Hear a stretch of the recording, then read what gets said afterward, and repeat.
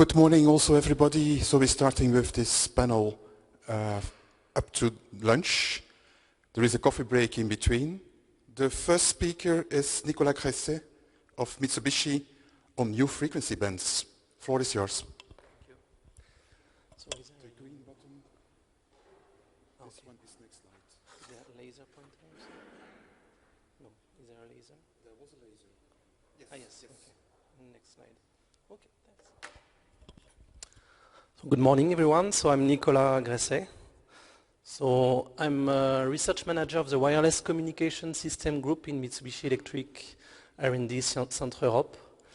So today, thank you very much for giving me the opportunity to talk about new frequency bands for railway wireless communications.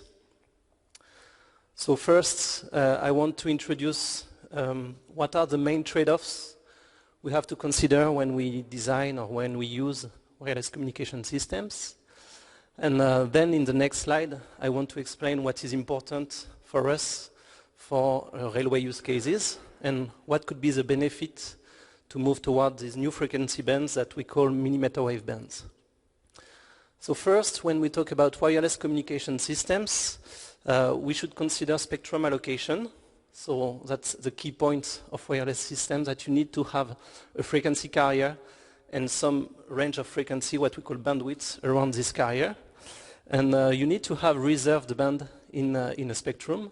So most of the communication today use bands around this 1 gigahertz, around between 500 megahertz and 6 gigahertz band.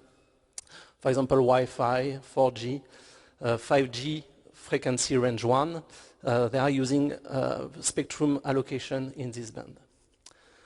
But you can see here that there is another frequency range called frequency range 2 for 5G, where a specific new radio was designed to use this frequency above 24 gigahertz. So I want to explain quickly what is the advantage and drawbacks of going to these frequencies.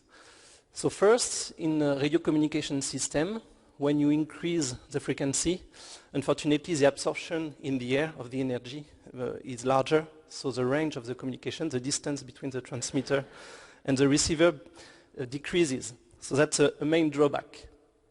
But fortunately, when we increase the frequency, you can have more bandwidth. So in this frequency range, you can expect to have, in general, around 10 or 20 megahertz band.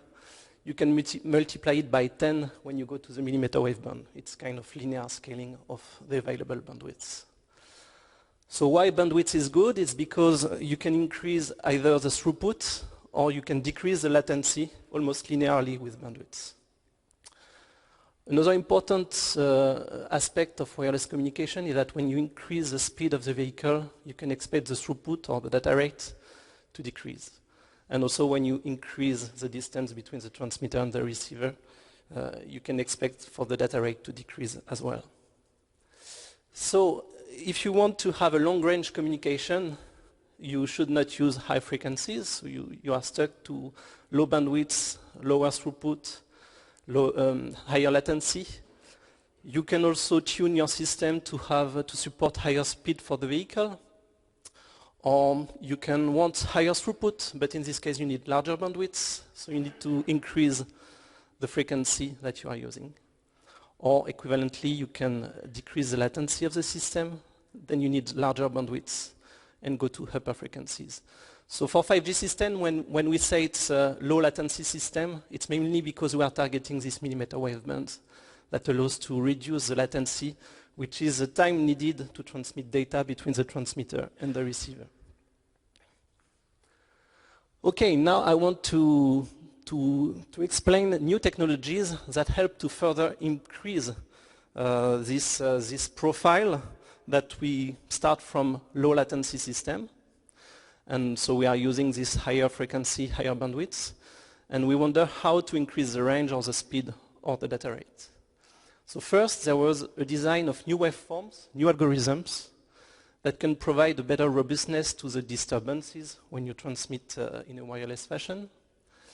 And so this blue new waveform, you can see the blue arrows, allows to increase the range, increase the supported speed of the vehicle, or increase the data rate.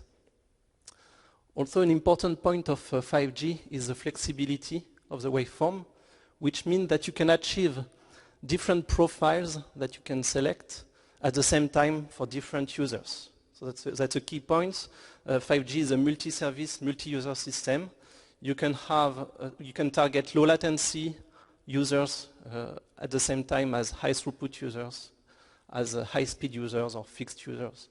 It's no problem. Another key point is the use of new antennas called phase array or smart antennas.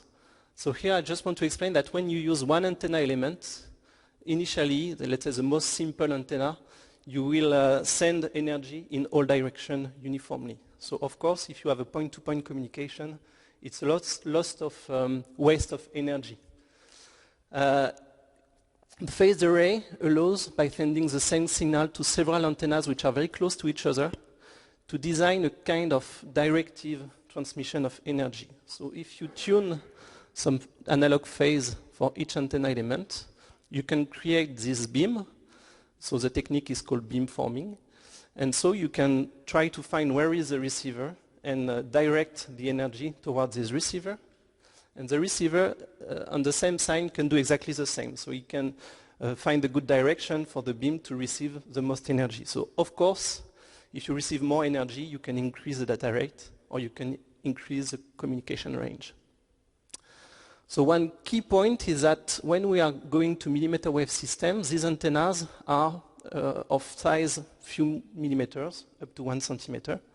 So you can stack many of these antennas in a very small volume. And so, for example, for a 27 gigahertz antenna, you can have 64 antennas in a 4 times 4 square centimeter wide square. So it's almost the same size as a one element antenna when you divide by 10 the frequency carrier. So of course this is a key advantage, and if you can tune dynamically the phase of these antenna elements, then the beam becomes dynamic. So you can find where is the receiver, you can track the receiver when it's moving up to some limit, which is the limit of the algorithm for the tracking. So that can be very challenging to do at very high speed, but for regular speed it's no problem. So now I want to explain what are the use cases where we think it can be useful to use these new frequency bands for railway applications. So I just ranked these use cases in increasing mobility of the receivers. So this becomes more and more challenging for the system. So of course the first usage is intra-train communication for onboard internet or passenger information. So it's a use case like Wi-Fi, except that you will get very high throughput, or if you want video transmission with very low latency, it's possible. We can think of shunting, so having some communication between the train and some operator outside the train with very high data rate and low latency. We can think of high data rate video streaming in platform. So for example, for train arriving in a platform, you can get a video feed with very low latency, high data rate. We can think of train-to-train communication. So millimeter wave communication is very good when you have a line of sight communication. So here we have a direct view from one train to another. And the short range here allows to have a very high data rate between the two trains. And the most challenging part is the train-to-ground communications. So we can think of urban environment or high-speed train. So actually, in 3GPP, where they standardized the 5G system, they evaluated the feasibility of train-to-ground communication for high-speed train. So you can see here you have several antennas, and the beams are directed towards the railway. So it's called a linear deployment. So mainly the communication only focus on the direction of the train. And so they consider what should be the typical distance between the different antennas. So, is it possible to have a high-speed train? So I will talk about it later.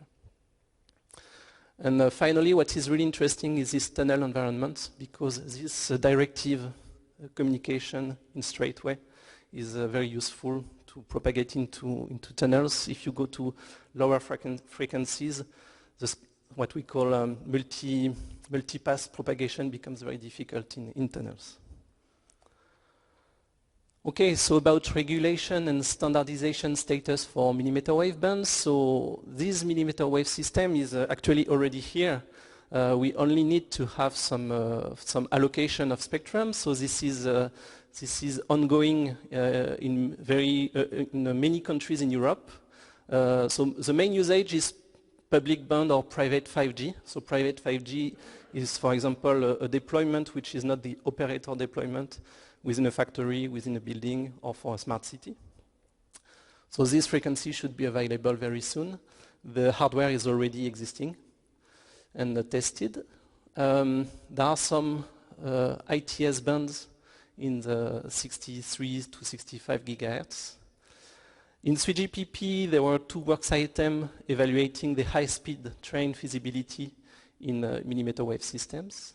So with carrier frequency up to 30 gigahertz and velocity up to 350 km per hour, with the main target on tunnel deployment, as I explained before.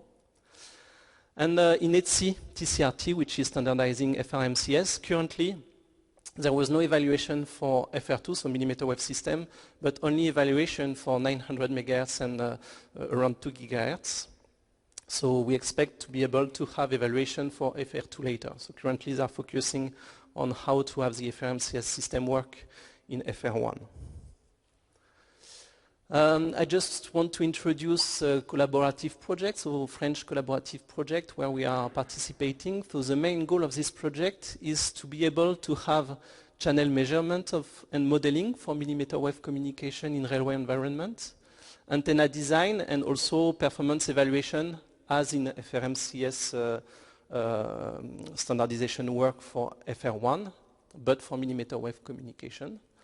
And we consider the use cases of virtual coupling of trains, platooning, remote driving of trains, downloading maintenance data, and some deployment in specific areas like train stations, shunting yard, and high-speed lines. So currently the project has made first measurement campaign in a real environment. So we are now processing the data in order to make a new channel model that will help in doing the performance evaluation simulation to check how many antennas you need and so on. So in conclusion, the millimeter wave band technologies are available and are being deployed. So you can check this report from GSMA with some best practice to deploy millimeter wave systems, so mainly in smart cities or in factories or in smart building. There is currently no 5G deployment that consider a millimeter wave system for train systems. Mainly the current deployment consider FR1, so let's say regular frequency bands. But in the future, we think that millimeter wave technologies are good candidates for specific use cases and specific propagation environments. And in the last point, I just want to mention that these 2 frequency range can be used efficiently and concurrently, which means that you can have some deployment using millimeter wave bands for some specific cases, and you can have for the rest of the deployment using FR1, and you can switch seamlessly from one to another. So that's all for me today. Thank you very much.